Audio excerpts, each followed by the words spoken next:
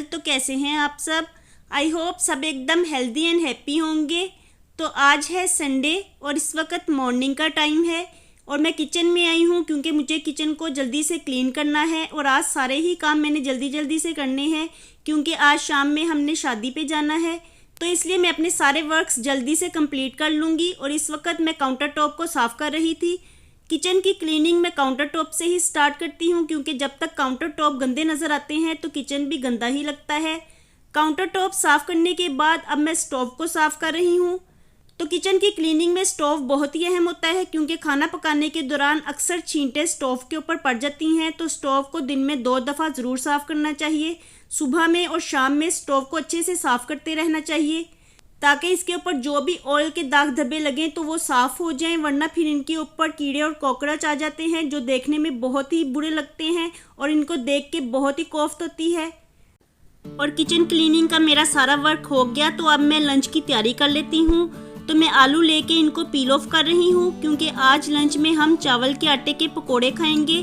तो इसमें आलू भी डलते हैं, इसलिए मैं आलू सारे पील ऑफ कर लूँगी अच्छी तरह से। तो इसमें ज़्यादा आलू नहीं डलते, सिर्फ 3 अदद आलू ही मैं इस्तेमाल करूँगी। और आलू पील ऑफ करने के बाद अब मैं काउंटर टॉप पे एक दफ़ा कपड़ा लगा दूँगी क्योंकि कोई भी काम करें काउंटर टॉप फ़ौरन ही गंदे हो जाते हैं। और अब मैं आलूओं को ग्रेट कर लूँगी क्योंकि ये आलू कच्चे हैं, मैंने इनको बॉईल नहीं किया, इसलिए मैं इनको ग्रेट कर लूँगी। तो पकौड़ों में ग्रेट किए हुए आलूओं का टेस्ट बहुत ही डिफरेंट लगता है और ये खाने में बहुत ही अच्छे लगते हैं और बहुत ही ज़्यादा क्रिस्पी भी होते हैं। तो इसलिए मैं आलू ग्रेट करके ही डालती हूँ।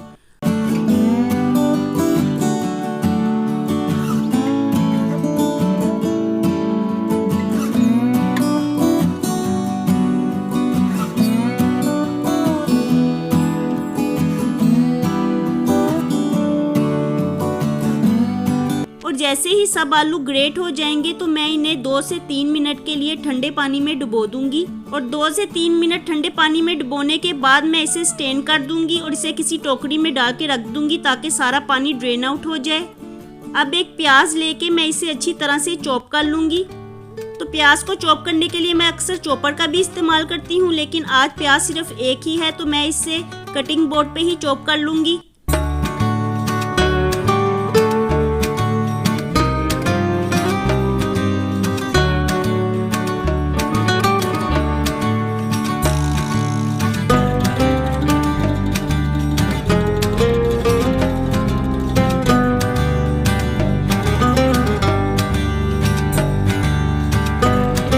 प्याज को चॉप कर लेने के बाद अब मैं थोड़ा सा हरा धनिया और हरी मिर्चें लेके इनको भी फाइनली चॉप कर लूंगी।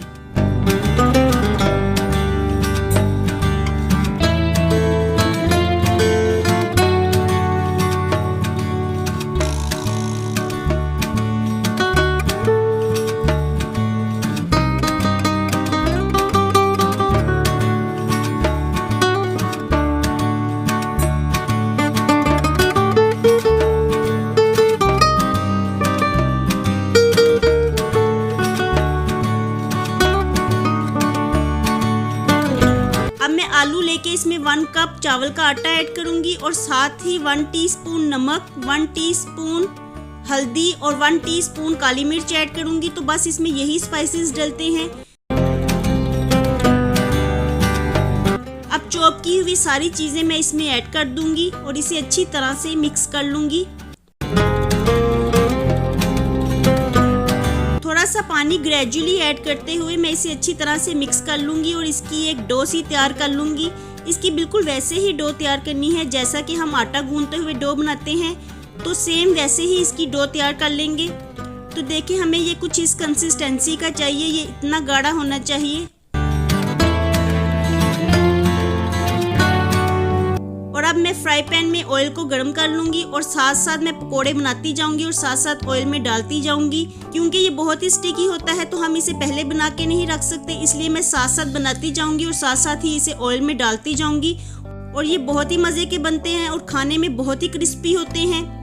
तो थोड़ी देर तक फ्राई होने के बाद मैं इसकी साइड को चेंज कर दूँगी और दोनों तरफ से इसको अच्छे से गोल्डन कर लूँगी। तो कुछ देर बाद ही हमारे पकोड़े बन के तैयार हो जाएंगे।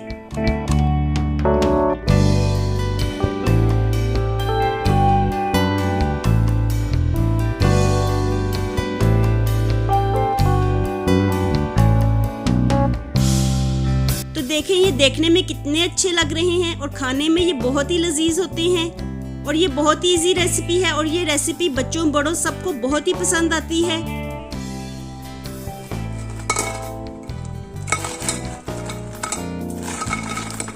तो गरम गरम पकोड़े हमारे बन गए हैं। आइए आप भी हमारे साथ पकोड़े खा लीजिए।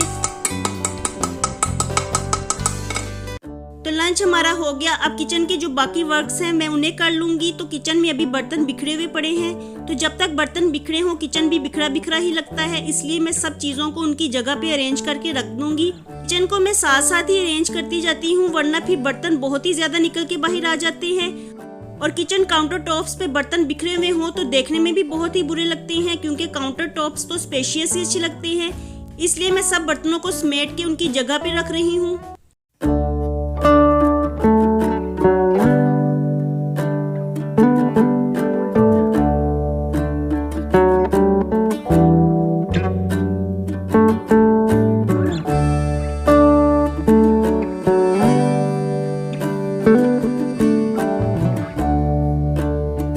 और सब चीज़ों को उनकी जगह पे रख देने के बाद किचन बहुत ही नीट दिखाई देता है और ऑर्गेनाइज्ड भी लगता है।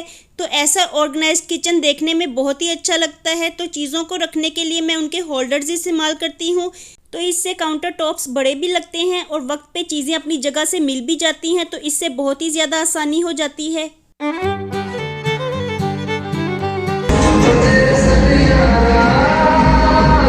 और इसके बाद मैं आपको डायरेक्ट ही शादी पे ले आई हूँ, क्योंकि इसके बाद फिर मुझे वीडियो बनाने का टाइम नहीं मिला। तो देखिए हम लोग शादी पे आ गए हैं और आज वलीमा है और हम हस्बैंड वाइफ सबसे पहले ही शादी पे आ गए हैं।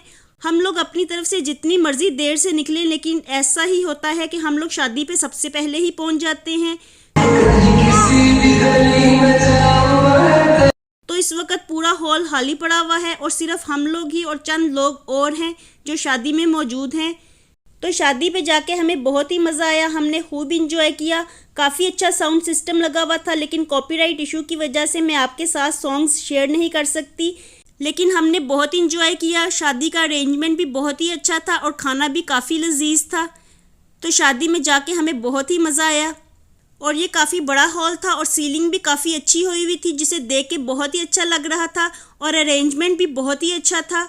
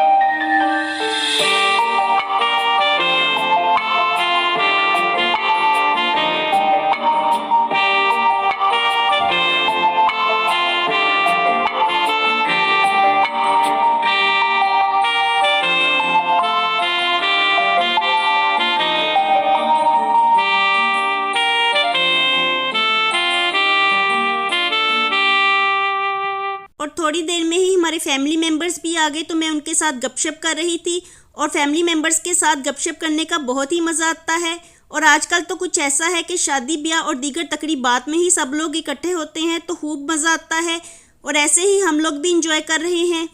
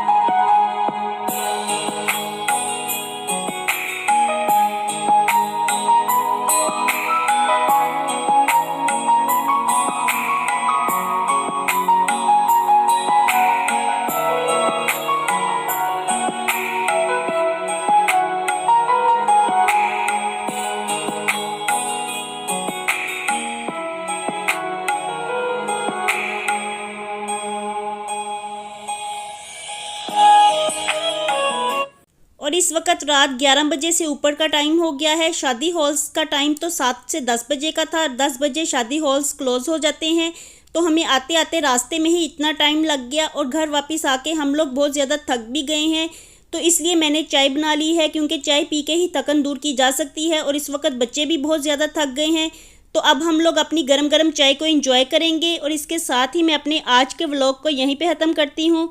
होपफुली आपको मेरा व्लॉग पसंद आया होगा। पसंद आया हो तो वीडियो को लाइक कीजिए, और जो लोग चैनल पे नए आते हैं तो चैनल को सब्सक्राइब करके बेल आइकन को ज़रूर प्रेस कर लें।